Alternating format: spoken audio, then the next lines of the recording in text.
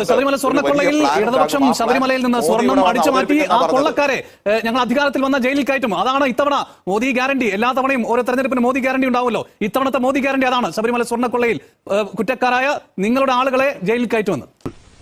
ഒരു കാര്യം മറ്റടുത്ത ചോദ്യം ചോദിക്കില്ല. കോൺഗ്രസിന്റെ നേതാക്കന്മാർ വരിവരിയായി ബി.ജെ.പിയിലേക്ക് പോകുന്നുണ്ട്.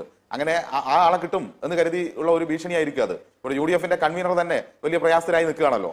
ആ അവസരത്തിൽ യു.ഡി.എഫിന്റെ കൺവീനറെ പോലും അങ്ങ് കിട്ടും എന്ന് കരുതിയിട്ടായിരിക്കും. കാരണം അങ്ങനെ കിട്ടിയ അനുഭവം ബി.ജെ.പിക്ക് നല്ല രീതിയിലുണ്ടല്ലോ. ഈ അന്വേഷണ ഏജൻസികളെയും മറ്റും വെച്ച് ഭീഷണിപ്പെടുത്തി.